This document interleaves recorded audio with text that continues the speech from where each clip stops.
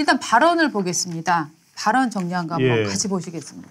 지금 페이스북에만 들어가 봐도 이분이 그러니까 이제 기자들도 깜짝 놀라서 되자마자 기사를 썼는데 첫 번째 논란이 됐던 게 그거죠. 천안함 자폭. 그래서 조개 자폭된 천안함 사건을 조작해서 남북 관계를 파탄낸 미 패권 세력들이 이번에는 중국의 기상 측정 비행기구를 가지고 외계인 침공처럼 과장해서 쓰고 골빈 한국 언론들이 이를 받아쓰기 바쁘다.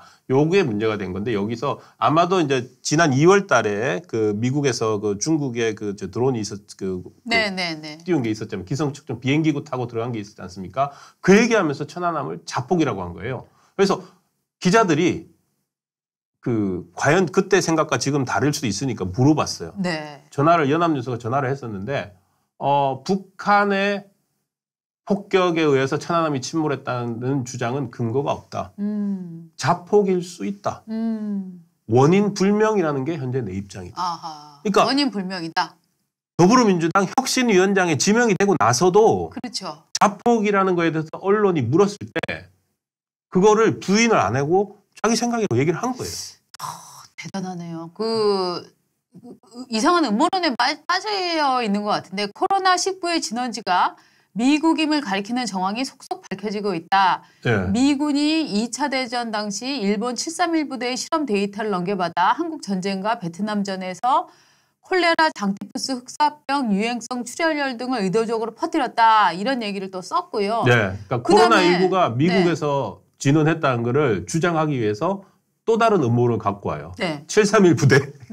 그다음에 저 위구르족 얘기도 또 했어요. 중국 그리고 기본적으로 친중이 성향이 강합니다. 중국의 인권 침해가 심한 위구르족 신장 지역 이쪽 민족들은 역사상 가장 풍요롭고 자유로운 삶을 구가하고 있다. 고 중국 당국은 밝히고 있다. 피해 나갔지만 그걸 보면은 거의 이제 사회주의 중국을 이상향으로 생각하고 있는 옛날 운동권 사고를 그대로 갖고 있는 걸 알 수 있습니다. 맞습니다. 그래서 이 사람이 지금 그러면은 이런 내용들을 자꾸 쓰고 있는데 도대체 이 사람 머릿속에 저 100년 재단이라고 하는 거? 요게 중요합니다. 다음 100년. 다음 100년이죠. 사단법인 다른 100년. 우리가 지금 살고 있는 100년과 달리 나는 다른 100년을 꿈꾼다. 그래. 그럼 당신이 꿈꾸는 다른 100년의 실체는 뭐냐? 자, 이렇게 얘기합니다. 세금 40%, 그다음에 기타 정치 40% 합쳐서 80 장치, 그러니까 기타 장치들, 그러니까 세금으로 기부라던가 뭐 이런 자발적인로 내는 거 40% 합쳐서 80%의 부를 사회에 기속시켜야 된다. 그게 국가가 할 일이다. 즉 다음 100년은 자기가 갖고 있는 부의 80%를 환원하는 나라를 만들어야 한다. 이렇게 주장을 하고 있는 겁니다. 그렇죠. 그러니까 저러니까 중국이 어쨌든 지금 남아있는 사회주의 대국 중국이 저 사람 생각에는 그냥 최고로 잘 사는 좋은 나라가 돼야 되는 거예요. 그렇죠. 원래는 사실 공산주의라는 게 기본적으로 개인 재산을 인정하지 사유를 인정하지 않는 거잖아요. 거의 공산당 주장에서 20% 빠지는 80%를 환원해야 한다 하는 사회라고 얘기를 하고 있는데 저는 이제 저런 사람들에게 묻고 싶은 게 있어요. 다른 100년 얘기할 거 없어. 당신 지금 갖고 있는 재산 80% 사회에 좀 환원하시면 안 됩니까? 라고 묻고 싶은 거죠. 중국도요. 그 공산당 지도부들이 자기 부를 축적하면 축적했지. 인민의 부를 불려주는 그런 생각은 안 합니다. 맞습니다. 그런 거 비슷한 것 같아요. 그리고 저는 이분이 다른 100년 해가지고 약간 생각이 또 들었는데 지금 자꾸 다음 100년 얘기를 했잖아요. 근데 이 100년이 어떤 생각도 드냐면 사실은 대한민국 지금 100년의 역사를 부정하는 사람들이 만들었던 다큐멘터리가 있지 않습니까? 100년 전쟁이라고. 뭐 이승만 독재자, 박정희 뭐 이래서 우리 독립운동의 역사까지도 폄훼하는. 그러니까 이 사람들은 그 역사를 인정하지 않는다는 의미의 다른 100년이 아닌가. 저는 또 이런 생각도 들어요. 이해찬 전 총리가 그런 얘기를 했었잖아요. 진보가 앞으로 20년, 아니 50년, 아니 100년을 더 집권을 해야 된다. 아, 그것도 100년이군요. 거기 그런 얘기를 했을 때 그 집권을 하는 이유가 무엇인가를 생각해 보면 바로 저런 종류의 생각들을 공유하고 있었던 게 아닌가라는 생각을 하는데 이해찬과 이래경은 실제로는 굉장히 친밀한 사이로 봐야 됩니다. 왜냐하면은 네. 과거 수배 명단에도 이름이 늘 같이 오르고 있고요. 이번에도 그 이재명 대표가 왜 이래경이라는 사람을 선택했느냐라는 얘기가 나올 때 지금 뒤에서 나오고 있는 얘기가 이해찬이 추천했다 하는 얘기가 지금 나오고 있거든요. 그러니까 둘이 서울대 2년 선후배 관계입니다. 네. 예. 그래서 이해찬 의원이 선배인 그렇죠. 거죠. 예. 그래서 이 내용을 보고 있으면 과거 이를테면은 긴급조치 위반 혹은 뭐 내란 사건 뭐 이런데 연루됐었던 과거 운동권들 386의 선배 세대 이 세대들을 이를테면은 운동권 정통이 아닌 대학 때 오로지 사법시험 공부만을 했었던 이재명이라는 사람이 지금 민주당에 들어가서 당대표가 되기까지에는 뭔가 갭이 있잖아요. 그렇습니다. 민주당 내에서도 인정하지 않았습니다. 이재명 뭐야? 이재명 성남에서 변호사하고 있고 아니 쟤 무슨 인권 변호사라고 하는데 쟤 무슨 인권 변호사야? 그리고 우리 당내에 기여한 게 뭐가 있어? 라고 얘기가 나올 때 아니야. 이재명을 우리가 잘 받아야 된다. 우리가 잘 키워야 된다. 이런 얘기를 퍼뜨려주는 사람이 필요하잖아요. 그것도 높은 급에서. 그 종류의 사람으로 지금 얘기가 거론되는 게 이해찬 의원 아닙니까? 그렇습니다. 그러니까 이해찬 의원이 사실상 대선 후보 될 때부터 그 후견인 역할을 했다. 이런 얘기를 했고 지금 전격적으로 이재명 대표가 민주당 주류 내에서 거의 이름도 알려지지 않은 이래경을 이렇게 혁신위원장으로 낸 배경에는 이해찬 그러니까 이해찬 고문의 추천이 있었을 것이다.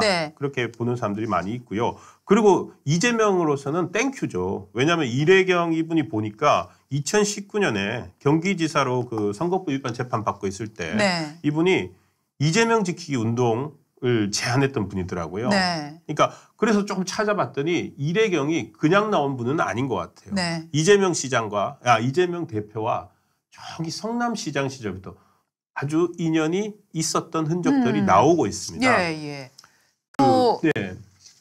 그 이래경 씨 같은 경우에는 좀 특이합니다.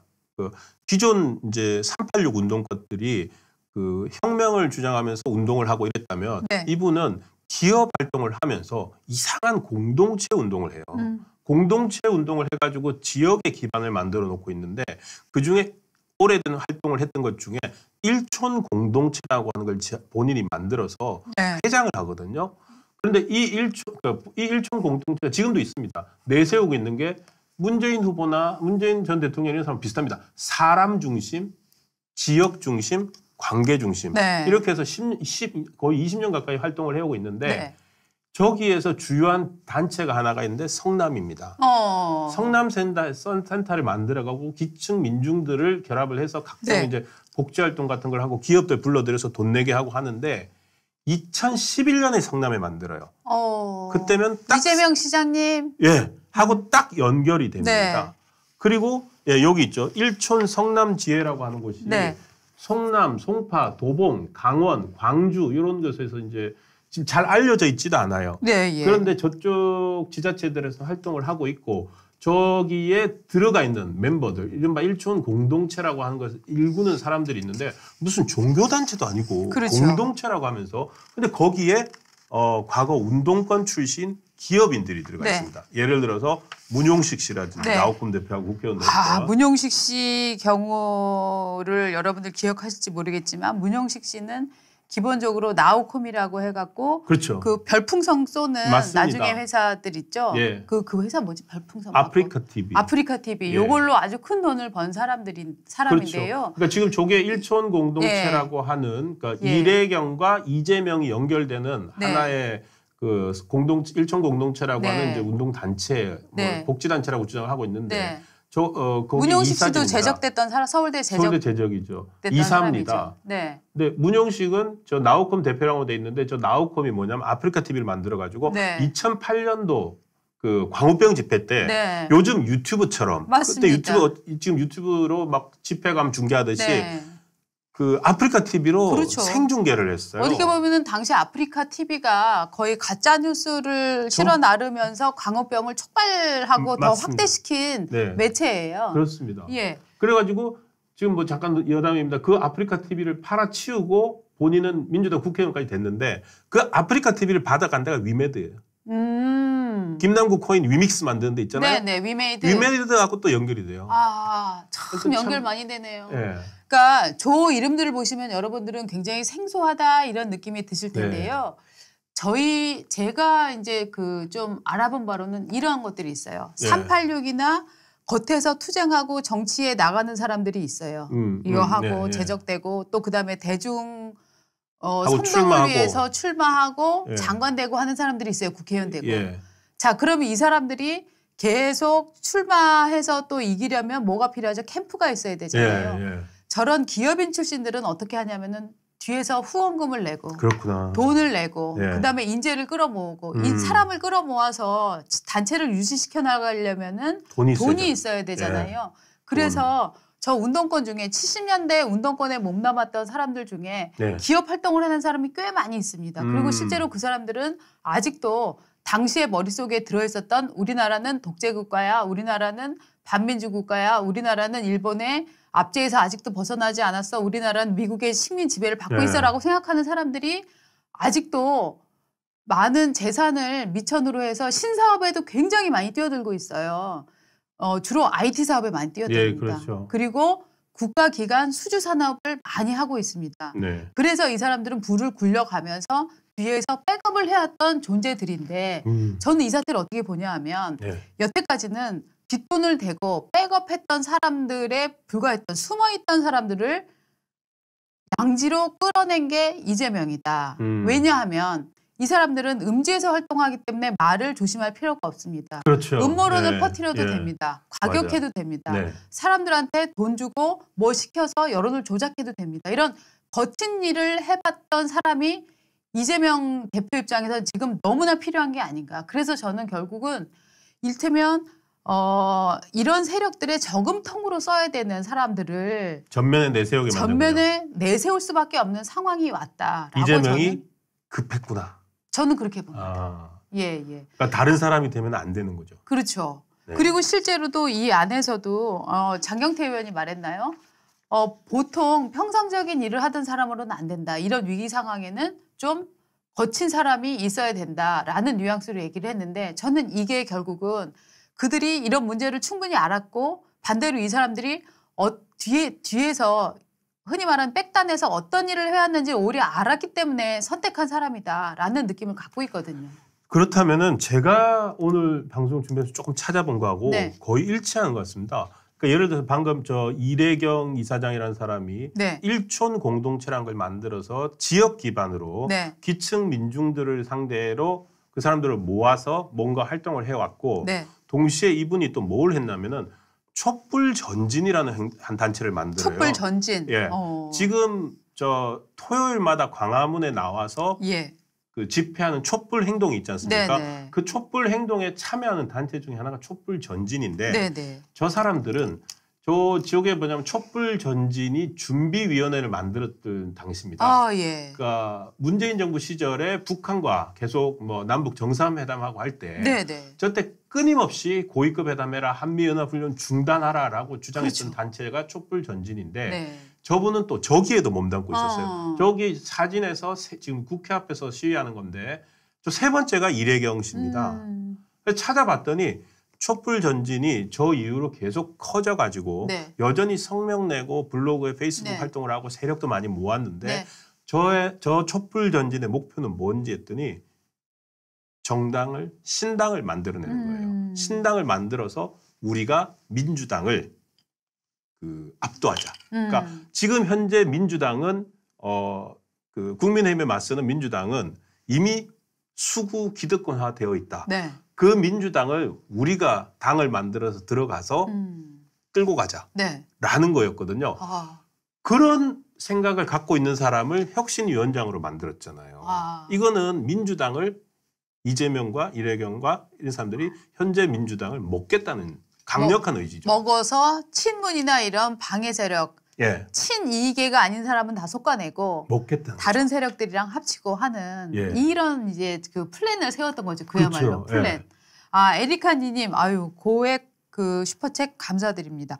하여튼 이 지금 민주당 사태는 어떻게 보면은 숨겨뒀던 일종의 돈줄 네. 내지는 백 네. 이런 사람들까지 전면에 내세워서 방어를 해야 될 만한 상황이다. 즉 네. 민주당의 상황이 아니라 어떻게 보면 이것은 이재명 대표의 상황이다. 이렇게 정리를 해볼 수 있는데요. 네. 그러니까 결국은 이재명 대표 입장에서는 혁신이 따위는 필요 없어. 그쵸. 지금 개딸로 내 방탄조끼가 뚫릴 지경이야. 네. 개딸은 너무 힘이 없네.